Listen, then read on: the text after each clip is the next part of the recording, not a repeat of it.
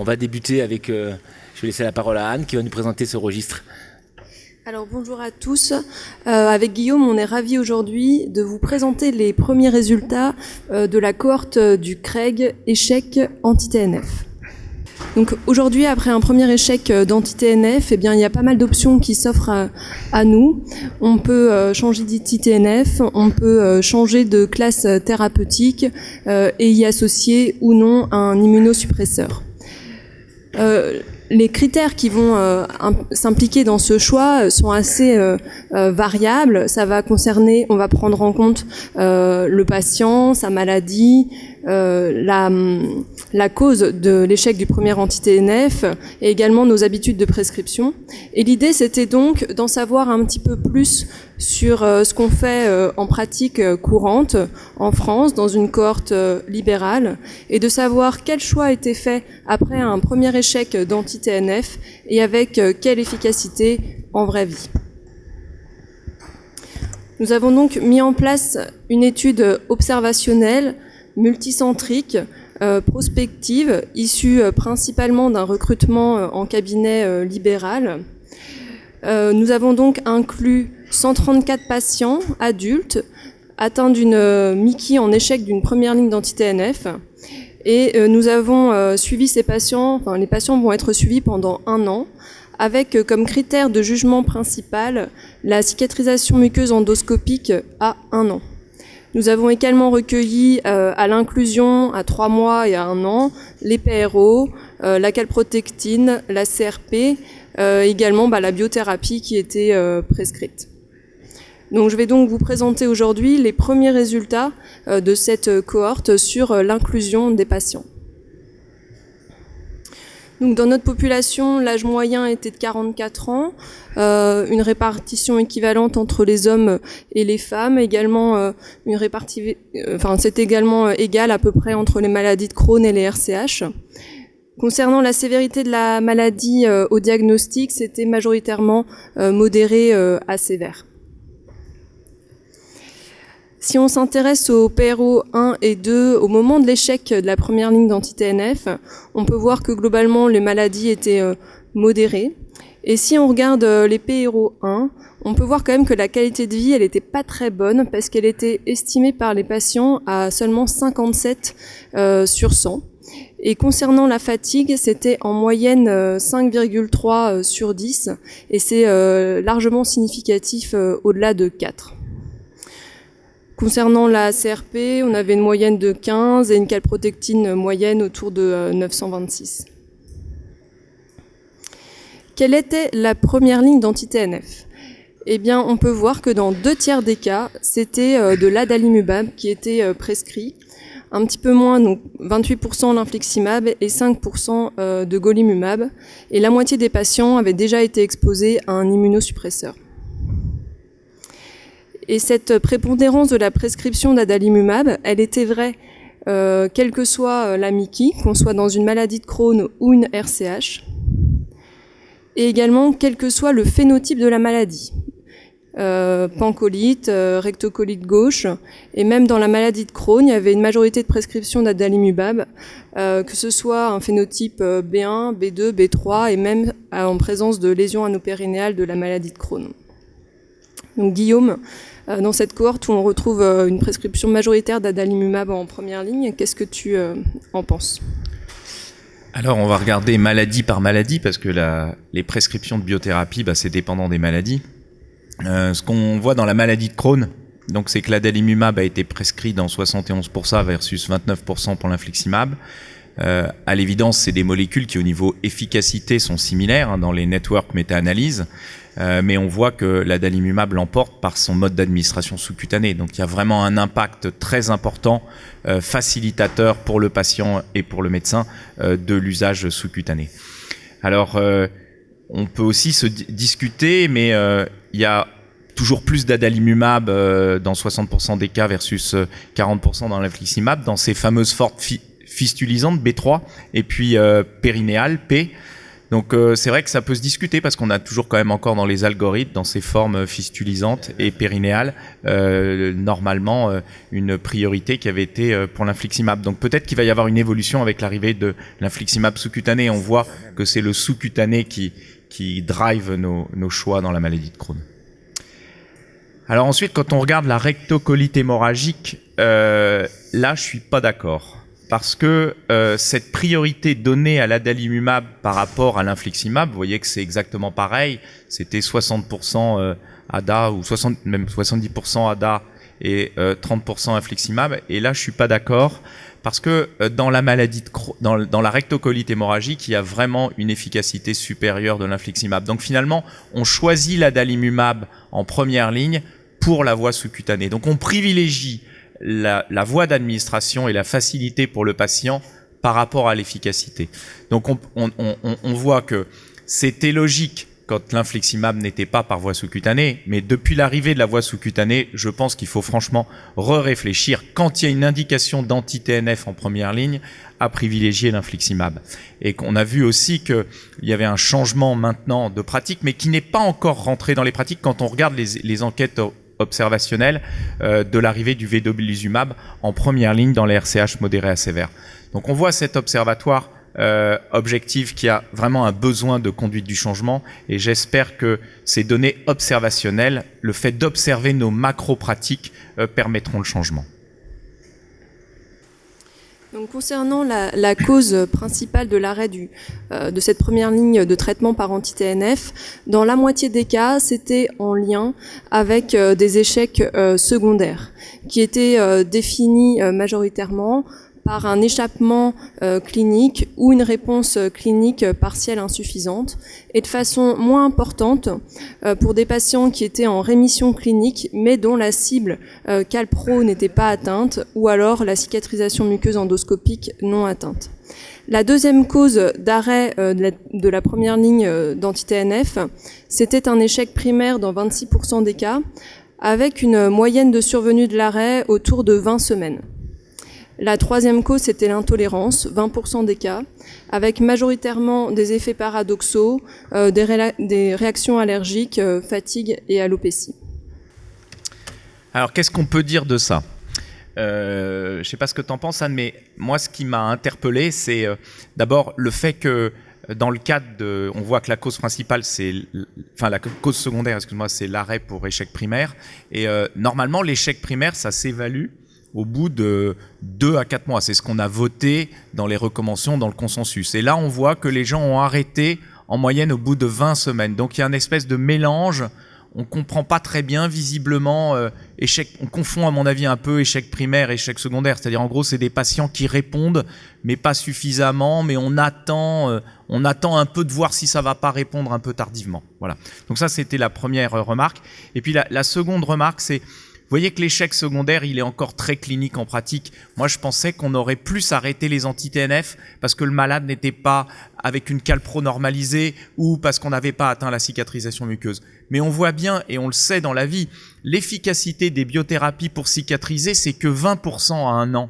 Donc, on voit qu'on nous dit la cible, c'est la cicatrisation muqueuse. Ok, mais en pratique, on y arrive dans 20% des cas. Donc, on voit bien que on n'arrête pas très souvent une molécule parce qu'on n'a pas cicatrisé. Par contre, quand on n'a pas la rémission clinique, là, on arrête la molécule. Voilà. Donc, je trouve que c'est une donnée intéressante entre ce qu'on nous dit, les cibles, ok, il faudrait... Mais la vraie vie, on n'a pas les outils qui nous permettent d'arriver à ça. Alors maintenant, si on s'intéresse au dosage et au taux résiduel de l'anti-TNF, en fait, dans notre cohorte, les dosages ont été faits seulement dans 28% des cas.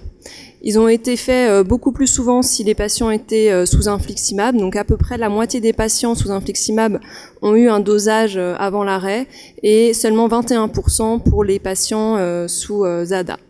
Si on voit les taux résiduels moyens, on peut voir qu'ils sont quand même assez élevés, quasiment à 10 ou supérieurs, ce qui témoigne quand même que la molécule était optimisée. Et si on s'intéresse à la répartition des dosages en fonction de la cause de l'arrêt, on peut voir que ça a surtout été fait en cas d'échec secondaire. Concernant le choix de la seconde ligne de biothérapie, on peut voir que très majoritairement, le choix de la seconde ligne a été fait vers un swap, un changement de ligne thérapeutique, dans plus de 86% des cas. Il n'y a que 14% des patients, finalement, qui ont eu un autre anti-TNF en deuxième ligne. Ce qu'on peut voir aussi, c'est que près de 25% des patients, finalement, étaient sous corticoïdes au moment de l'induction de cette deuxième ligne de traitement. Si on regarde les choix en fonction du type de Mickey, on peut voir que dans la maladie de Crohn, cette deuxième ligne était de façon vraiment majoritaire l'ustekinumab, et dans la RCH, le vedolizumab.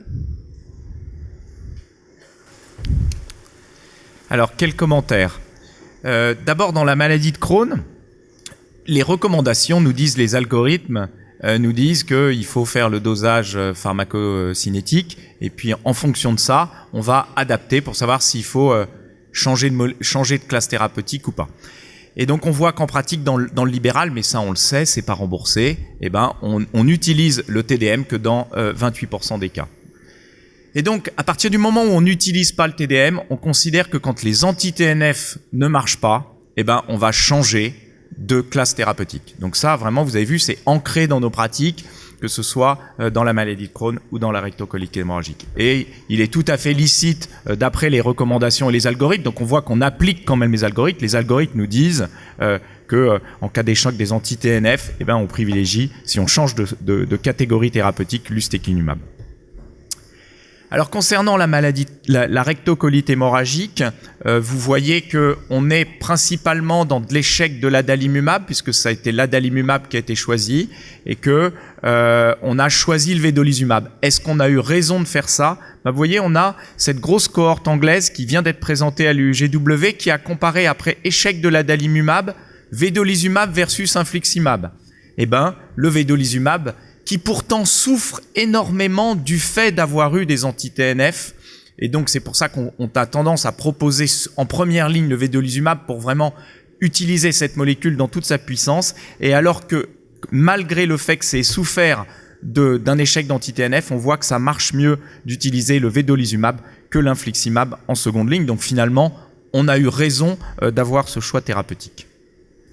Alors, on a demandé donc aux investigateurs quelles étaient les raisons qui les avaient poussés à choisir cette seconde ligne de biothérapie.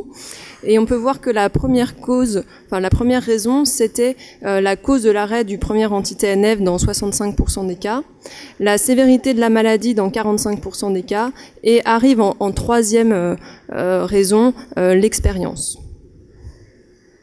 Donc effectivement, on peut voir, si on s'intéresse au choix de la seconde ligne de la biothérapie en fonction de la cause de l'arrêt du premier anti-TNF, donc on peut voir que de façon assez logique, en cas d'intolérance, il y avait quasiment que du swap. Et là où il y avait encore une place pour mettre un autre anti-TNF, c'était dans l'échec secondaire, avec 18% des cas 18% des patients qui dans ce cas-là avaient un autre anti-TNF. Si on s'intéresse maintenant à la prescription d'immunosuppresseurs, on peut voir que c'est surtout en cas d'anti-TNF qu'on choisissait de mettre un immunosuppresseur. Il y avait quelques patients sous Ustec ou sous Vedo qui avaient aussi des immunosuppresseurs, mais c'est vraisemblablement en lien avec la présence de lésions anopérinéales de la maladie de Crohn. Donc là, on a parlé beaucoup de tout ce qui était médicamenteux. Guillaume, est-ce que tu peux nous dire ce qu'on a fait dans notre cohorte en non médicamenteux ?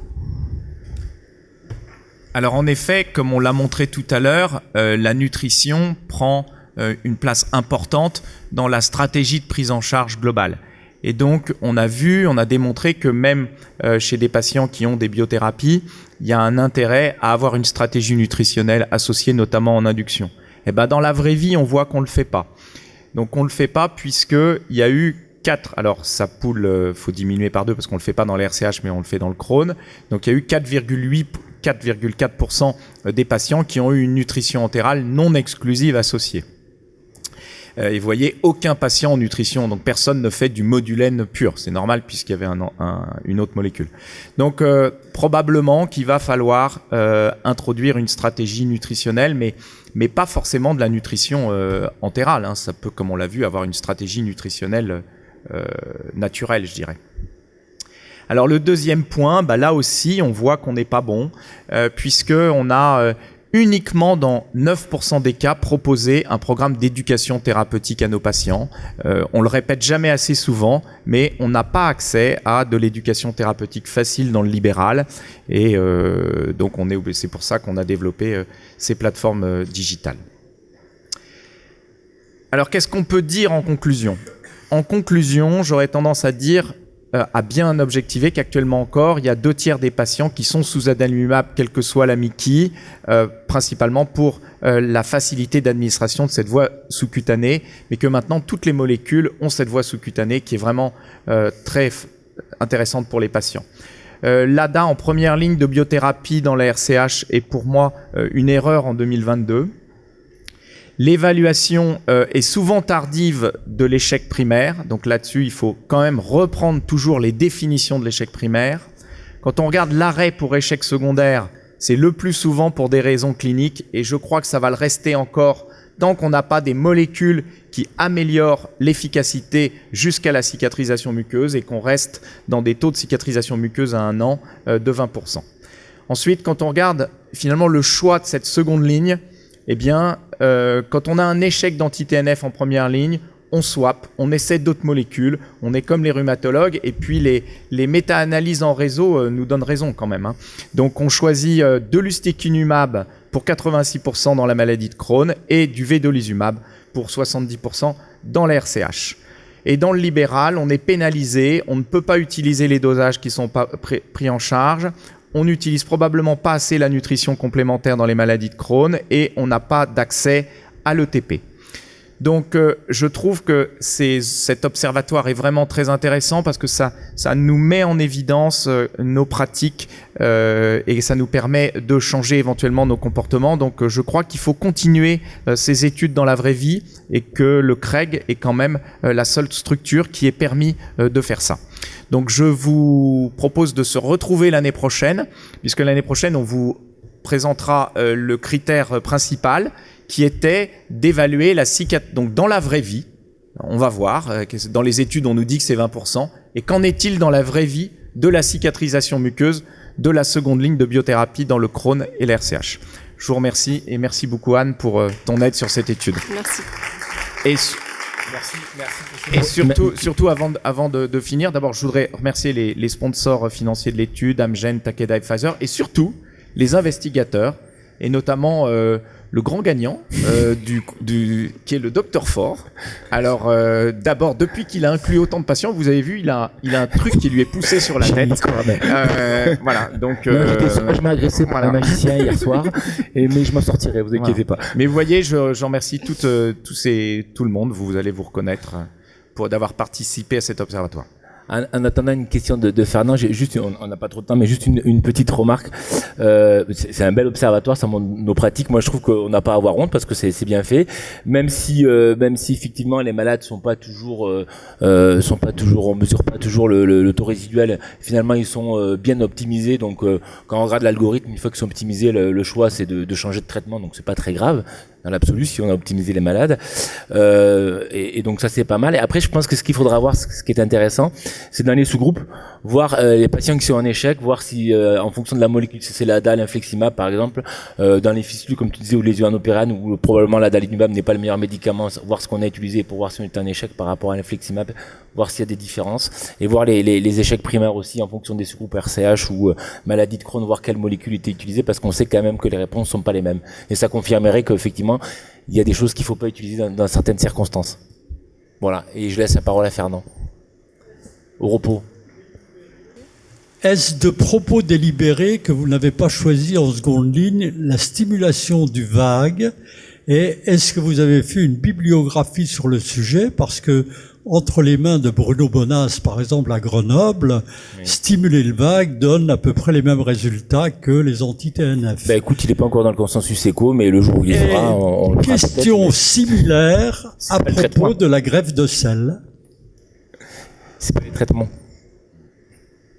C'est pas les traitements recommandés, donc il y a des voilà, Guillaume peut répondre aussi, mais il y a des algorithmes, il y a des traitements recommandés avec des études randomisées, donc pour l'instant on n'en est pas à ce stade-là, quoi. Il y a d'autres médicaments qu'on peut utiliser.